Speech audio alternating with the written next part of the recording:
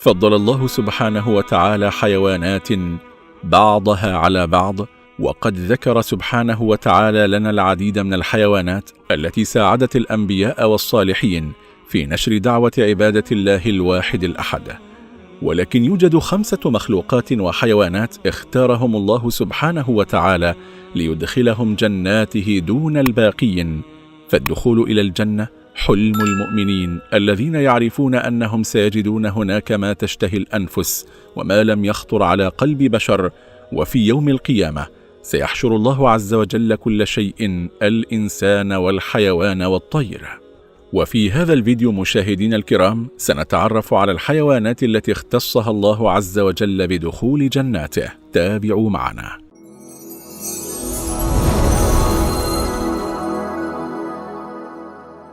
1. ذئب سيدنا يوسف عليه السلام.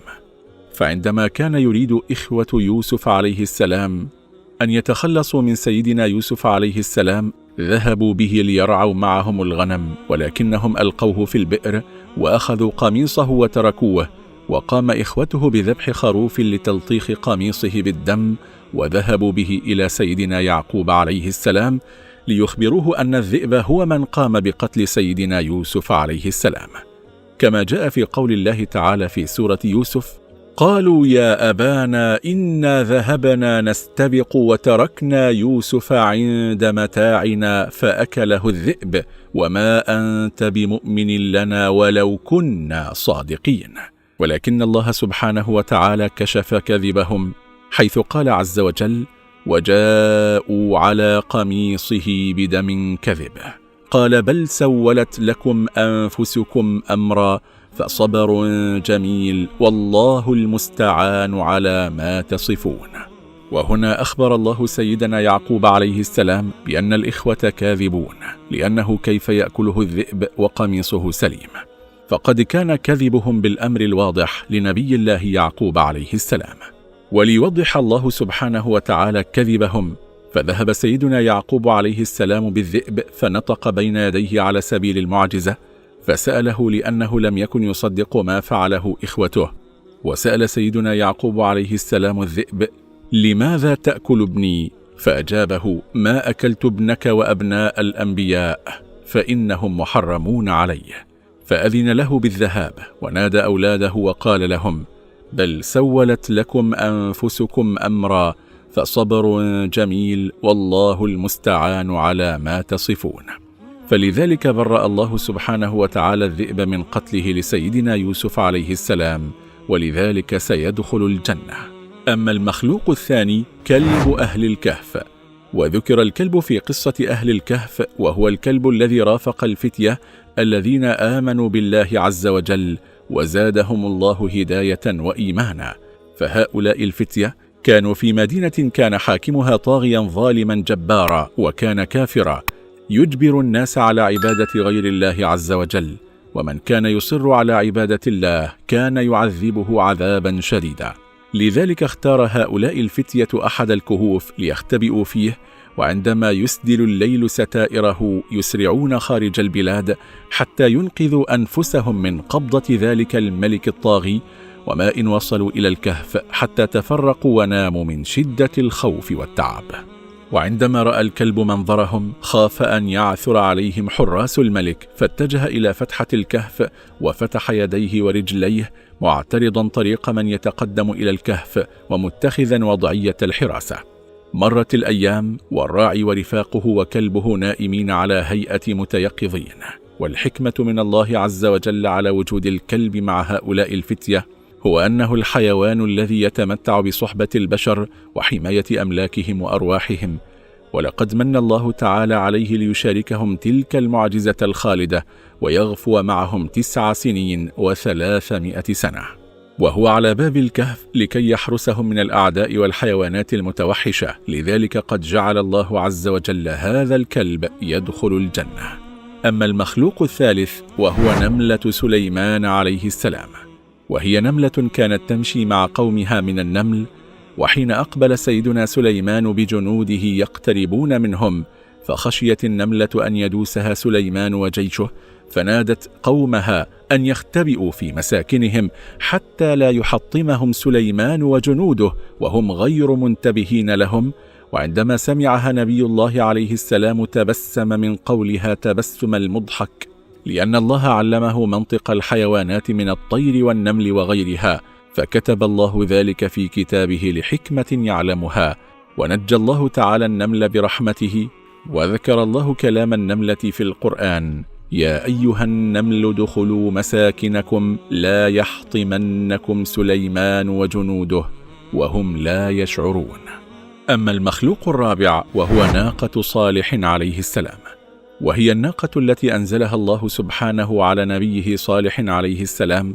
وكانت ناقة صالح عليه السلام آية ومعجزة باهرة بلا شك في ظهورها وعلاماتها وخصائصها التي لم يعتد عليها البشر من قبل، فهي ليست ناقة عادية، وإنما معجزة ربانية تشكلت على هيئة ناقة. وقد كانت وجوه الإعجاز فيها أنها خرجت من صخرة في الجبل انشقت عنها، وقيل كذلك أنها كانت ترد الماء فتشربه من دون أن يقترب منه أحد من الحيوانات، وقيل كذلك أنها كانت تشرب جميع الماء في يوم ثم تسقي آلاف الناس من لبنها في يوم آخر. وهذا مصداق لقول الله عز وجل في سورة الشعراء: قال هذه ناقة لها شرب ولكم شرب يوم معلوم. على الرغم من معاينة قوم صالح عليه السلام معجزة الناقة وما رأوا من آيات الله المعجزة فيها، إلا أنهم كفروا بذلك كله. وفي يوم من الأيام اجتمع رهط منهم فاتفقوا على أن يقوم أشقاهم بعقر الناقة وقتلها، حيث تعاطى هذا الشقي الخمر ثم توجه إلى الناقة فعقرها. ثم توجه القوم إلى صالح عليه السلام، ولسان حالهم ومقالهم: يا صالح ائتنا بما تعدنا إن كنت من المرسلين. وما كان جواب صالح عليه السلام إلا أن توعدهم بعذاب الله تعالى القادم لهم بعد انقضاء 3 أيام كاملة، حيث أتتهم الصيحة في صبيحة اليوم الرابع فأصبحوا في ديارهم خامدين. أما المخلوق الخامس وهو حمار العزير عليه السلام، ذكرت قصة العزير عليه السلام هو وحماره في القرآن الكريم، وكان أحياه الله عز وجل بعد 100 عام. وكانت المعجزة عن كيفية إحياء الله سبحانه لها بعد موتها، فأراد الله سبحانه وتعالى أن يريه عظيم قدرته فأماته 100 عام ثم أحياه بعد موته وسأله عن مدة لبثه، فظن أنه لما نظر إلى الشمس قد لبث يوما أو بعض يوم، إلا أنه لما نظر إلى حماره وجده ميتا وقد تحلل لحمه ونخرت عظامه، وهو الأمر الذي يحتاج إلى سنوات طويلة. وأخبره ربه عز وجل أنه قد لبث 100 عام، وأراه الله تعالى قدرته في أن طعامه ظل على حاله ولم يتغير. ثم أحيا الله تعالى الحمار على مرأى من ناظره بأن خلقه ونفخ فيه الروح، فقام الحمار وعاد إلى الحياة كما كان. فعلم العزير عليه السلام أن الله تعالى على كل شيء قدير. قال الله جل ثناؤه في القرآن الكريم في سورة البقرة: أو كالذي مر على قرية وهي خاوية على عروشها قال أنى يحيي هذه الله بعد موتها فأماته الله 100 عام ثم بعثه قال كم لبثت؟ قال لبثت يوما أو بعض يوم.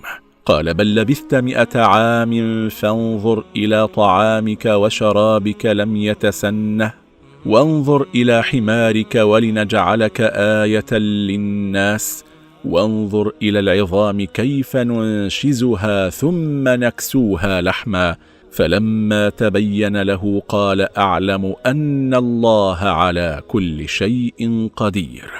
هذه هي الحيوانات والمخلوقات التي ستدخل الجنة، وقد أخبرنا الله عز وجل بالعديد من القصص. هذا والله تعالى أعلى وأعلم، وصلى الله وسلم وبارك على سيدنا محمد وعلى آله وصحبه أجمعين. دمتم في رعاية الله وأمنه، والسلام عليكم ورحمة الله وبركاته. مشاهدين الكرام، لا تنسوا الإعجاب بالفيديو والاشتراك بالقناة.